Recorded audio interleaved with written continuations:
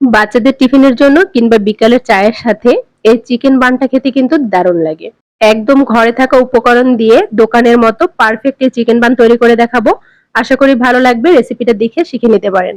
Perfect chicken bun তৈরি করার জন্য প্রথমে একটা পারফেক্ট ডো তৈরি করে নিতে হবে, যার জন্য একটা মিক্সিং বোলে নিয়ে নিয়েছি একটা ডিম। এর মধ্যে দিয়ে দিয়েছি হাফ কাপ পরিমাণ ময়দা। আর এই বানটা হালকা হালকা একটু মিষ্টি হবে, এর জন্য 2 টেবিল চামচ পরিমাণ চিনি দিয়ে দিয়েছি। আর এখানে ইস্ট দিয়েছি 1 চামচ পরিমাণ।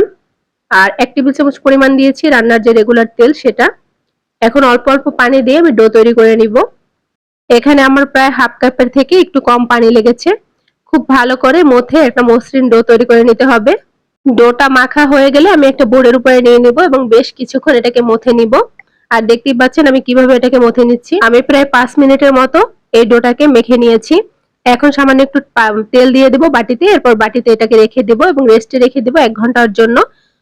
আর এখন আমি চিকেন বানের জন্য পুরটা তৈরি করব। এখানে আমি চিকেন নিয়েছি, চিকেনটাকে সিদ্ধ করে নিব সামান্য একটু গোলমরিচ, লবণ আর সামান্য একটু আদা বাটা, রসুন বাটা দিয়ে খুব ভালোভাবে এটাকে সিদ্ধ করে নিতে হবে। এটা সিদ্ধ হয়ে গেছে, এখন এটাকে ঠান্ডা হওয়ার জন্য রেখে দিব। ঠান্ডা হওয়ার পর আমি একটা ব্লেন্ডারের জারে নিয়ে নিয়েছি। ব্লেন্ডারের জারে নিয়ে এটাকে আধা ভাঙা করে নিয়েছি। এখন এটাকে রান্না করব। রান্না করার জন্য একটা কড়াইয়ে আমি দিয়ে দিয়েছি 2 টেবিল চামচ পরিমাণ বাটার, দিয়েছি পেঁয়াজ কুচি একটা বড় সাইজের, আর 2টা কাঁচামরিচ কুচি, আর পরিমাণ মতো লবণ আর গোলমরিচ দিয়ে দিয়েছি সামান্য। এরপর এখানে হাফ কাপের মতো দিয়েছি লিকুইড দুধ। দুধটা যখন এভাবে বলক উঠে যাবে তখন এর মধ্যে যে ব্লেন্ড করে রেখেছিলাম। এরপর 5 মিনিটের মতো এটাকে রান্না করে নেব। 5 মিনিট পর এখানে দিয়ে দিব বেশ কিছু চিজটা দিয়ে খুব ভালোভাবে নেড়েচেড়ে মিশিয়ে নিতে হবে। এরপর আরো 2 মিনিটের মতো এটাকে আমি রান্না করে নিয়েছি। এই তো হয়ে গেছে, এখন এটাকে নামিয়ে নেব। নামিয়ে একপাশে রেখে দিব ঠান্ডা হওয়ার জন্য।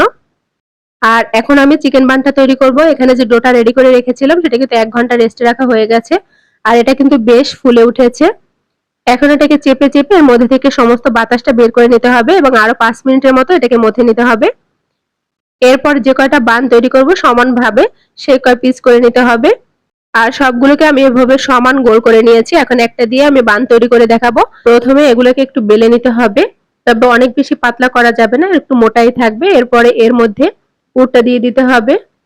এরপর খুব ভালোভাবে সব সাইড থেকে টেনে টেনে এনে এটাকে ভালোভাবে সিল করে দিতে হবে। আর এই কাজটা একটু ভালোভাবে করতে হবে যাতে পরবর্তীতে এটা খুলে না যায়। ঠিক এভাবে করে আমি সবগুলো বান রেডি করে নিয়েছি।